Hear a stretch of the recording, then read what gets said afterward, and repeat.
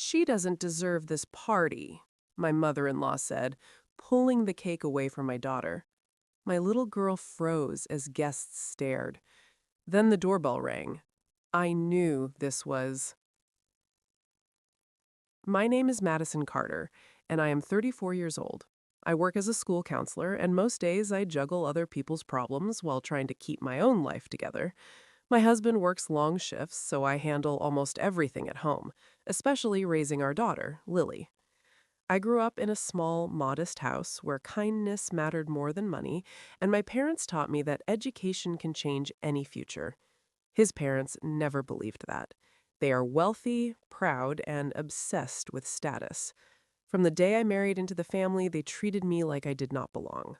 They always compared Lily to her cousin, the prized child they praised at every gathering. My dream has always been simple. I wanted my daughter to grow up confident, safe, and loved. I was not rich or glamorous, but I had something they never understood. I had quiet strength and a promise to protect my child no matter what.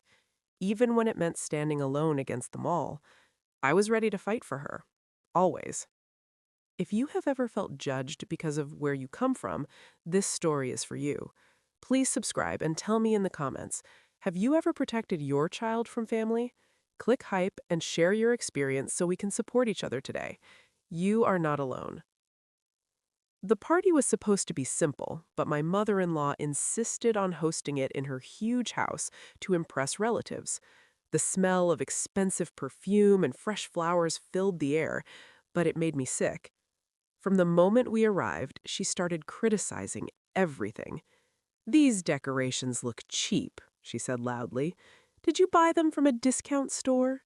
Guests laughed softly, and I felt my face burn. When Lily opened her gifts, my sister-in-law whispered, "Her cousin was reading at this age." Lily looked down, confused and hurt. I stayed calm for her. Then the worst moment came. My mother-in-law grabbed the birthday cake before we could sing. "Celebration is for children who work hard," she said, "not for ones who bring shame with poor grades." Lily burst into tears and ran to me. I held her as whispers spread around the room. My husband stood near the wall, silent. That silence hurt more than the insults. I stepped forward. "You will not speak to my child like that," I said. She smiled coldly. "I am teaching discipline, and I have proof your daughter is a problem." The doorbell rang. When the principal walked in, holding a report, the room went silent. Everyone looked at Lily. They thought she had failed. After that day, the humiliation did not stop. My in-laws began spreading rumors that I was a weak mother. At family gatherings, people avoided me. One aunt even said, "Maybe Lily needs stricter control." I felt anger and sadness mixing inside me. At home, my husband said, "Just apologize. It will make things easier." I stared at him. Easier for who? He looked away. Then they pushed harder.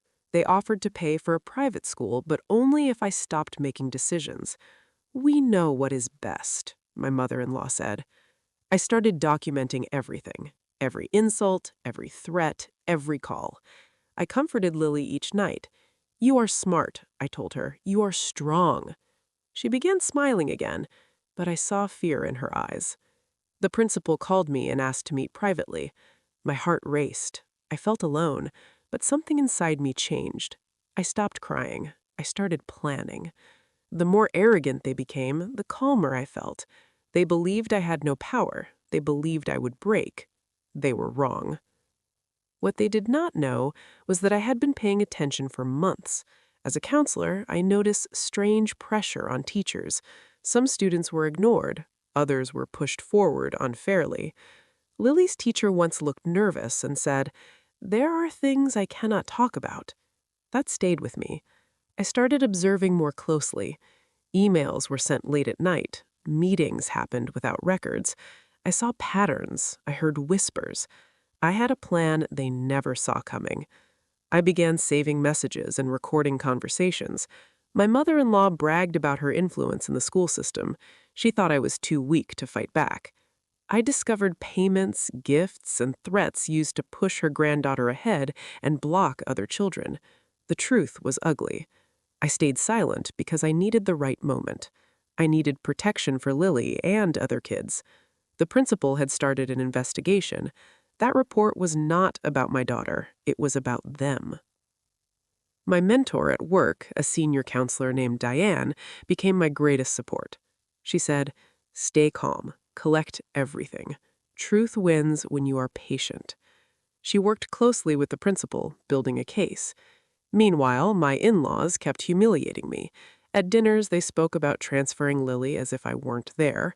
My husband began to doubt them, but he still stayed quiet. One evening, he asked, "Are you hiding something?" I simply said, "You will see soon." They planned a large family event to celebrate the cousins' achievements. They wanted to announce the school transfer publicly. I agreed to attend. Diane smiled when I told her. "Good," she said. "Let them feel safe." My mother-in-law became more arrogant every day. She told relatives, "Madison finally understands her place." I listened without reacting. Inside, I felt cold and steady. The stage was set. At the event, everyone gathered in the living room. My mother-in-law stood proudly. "Tonight we celebrate success," she said. Then she turned to me. "Madison agrees that Lily needs better guidance." I stood up. "Actually, I do not." The room froze. The door opened. The principal and Diane walked in. My mother-in-law frowned. "What is this?" The principal spoke firmly. "An investigation." He explained bribery, grade manipulation, and discrimination. He showed emails and bank records. Then he played recordings. My mother-in-law's voice filled the room, threatening teachers. Gasps spread. My sister-in-law whispered, "This cannot be real." The principal said, "It is. Authorities and the school board have been notified." My husband stepped beside me and held Lily's hand. "I'm sorry," he said quietly. Relatives turned away from my in-laws. Their power collapsed in the same public way they had humiliated my child. We left that night with peace for the first time in years. My husband started therapy and worked to rebuild our trust. Lily grew stronger and more confident. She even helped other kids who felt bullied. My in-laws faced legal and social consequences. I no longer cared about their approval. I cared about my daughter's smile. I learned that protecting your child sometimes means breaking old family patterns. It means choosing courage over silence. It means standing alone if necessary. Strength is not loud. It is standing firm when your child needs you most. If someone ever tried to shame your child or make them feel small, you know how painful that is. Share your story in the comments and let this community support you. Please subscribe if you believe every child deserves respect. Click hype to help the story reach others who need it. Your story has power. If you felt a connection to mine, please subscribe and share your journey in the comments. Every hype you give this video helps empower someone else. Thank you for being here and for listening. Where are you watching from? Drop your city or country in the comments.